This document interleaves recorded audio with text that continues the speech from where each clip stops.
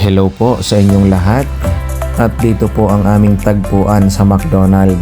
Pupunta po kami para mag strawberry picking.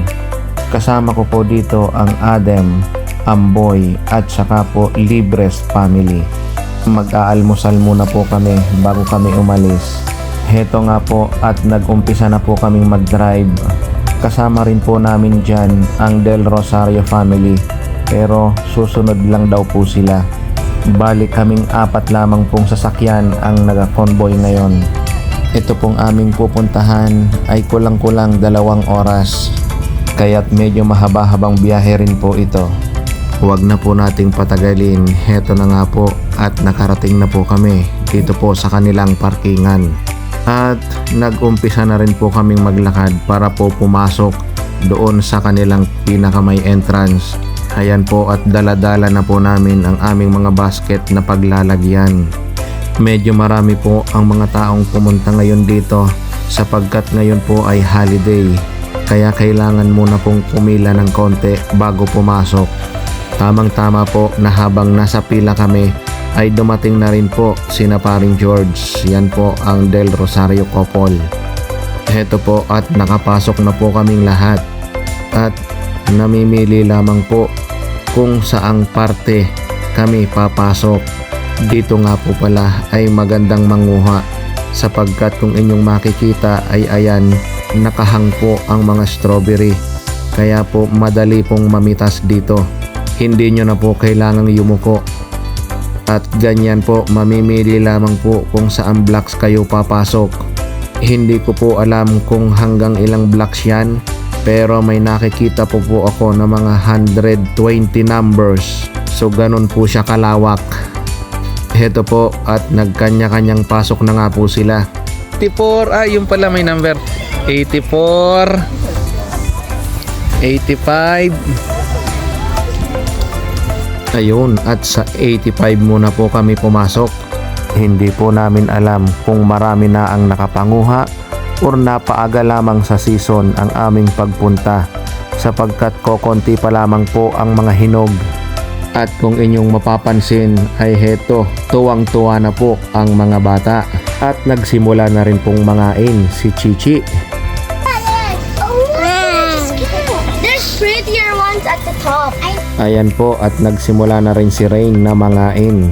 Dito nga po pala sa loob ay kumain na kayo ng hanggat kaya ninyo. Libre po yan. Ang babayaran lamang po ninyo paglabas ay kung ano ang inyong nasa basket. Kikiluhin po nila yon. Heto nga po at ako naman po ang mamimili ng aking kakainin. Sa tuwing kami po ay pupunta sa mga ganito, ako po ay palaging may dala na pandagdag lasa. Hindi ko po alam kung ito ay bawal pero ako po ay nagdala nito. Pero sa totoo lang po ay napakatamis na rin po ng kanilang strawberry. Nakasanayan ko lamang po palagi ang maglagay ng asin. Cody, Cody, Cody! Cody, Cody! Why are you helping me? Let's go have the box. Chichi! Yeah. Should we take this one? It's good. Wow! Why you scare me? Why are you doing so? Sa kilo na nakain ko, panalo na.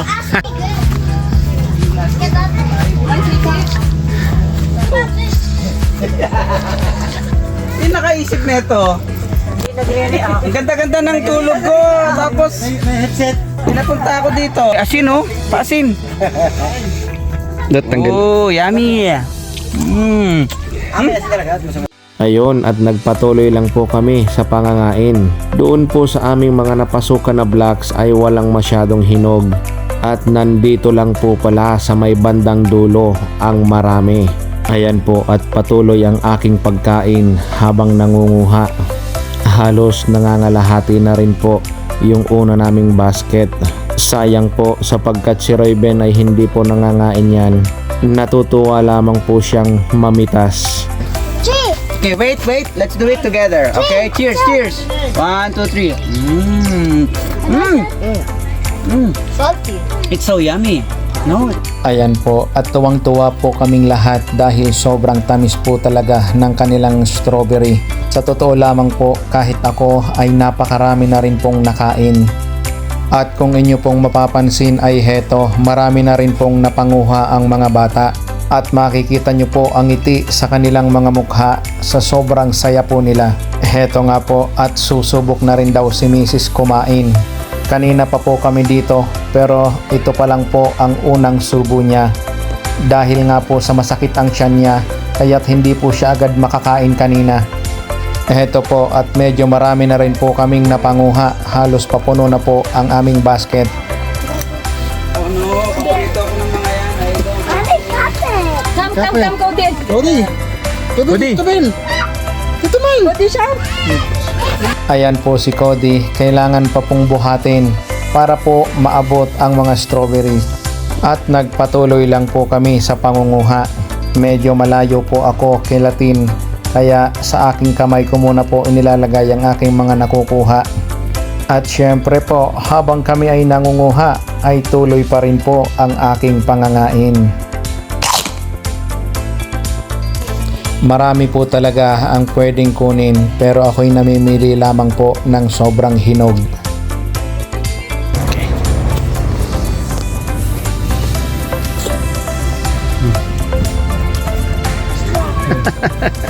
Ang dami ito.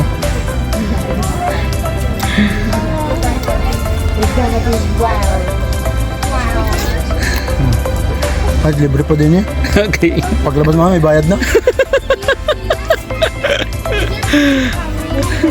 Heto po, at medyo napuno na rin po yung iba naming mga basket. At nakita rin nga po pala namin yung iba naming mga kabarkada at kasamahan sa Couples for Christ dito.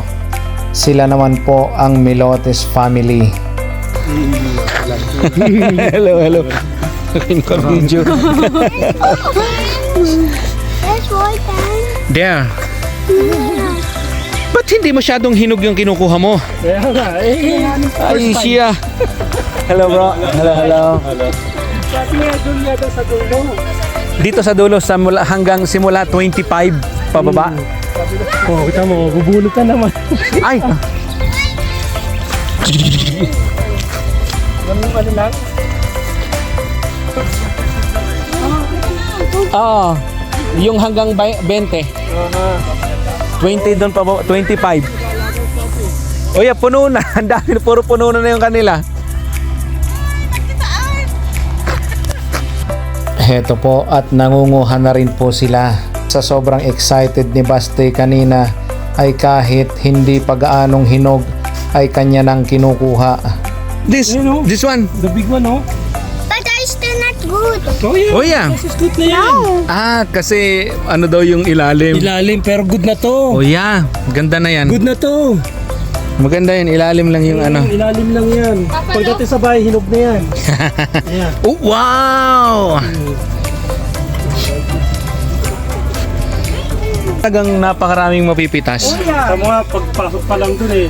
Oo. Kagat sila eh. Nung last time namin mas marami. Ito, angel na ulit oh. Ay, oo nga. Nung birthday ni Claire. Di ba birthday ni Claire yung punta kayo dito? Oh yeah. Ayan oh, parang angel na uli. Mas Oh, yeah. Ayun nga po, at patuloy lang sila ng pangunguha at kami nga po pala ay umuna na ring umalis. At dahil inabot po ng gutom ang mga bata ay heto, idinaan muna po namin sila dito sa Burger King para kumain. McDonald's sa papunta dito at Burger King naman sa pauwi. Heto po, at pati kaming matatanda ay napa-order na rin at kumain na rin po. Hindi po namin akalain na dito rin po pala dadaan ang Milotes family. Kaya't heto po sila. Malsite. Una na kami. Hayon po, at after po naming mag Burger King ay umalis na rin po kami. In-invite po namin ang aming mga sarili na pupunta po kami kina Jojo, kaya't hindi na siya nakatanggi. At agad siyang umuna na para makapag-prepare, at heto na nga po, napakabilis po naming nakarating dito sa kanila.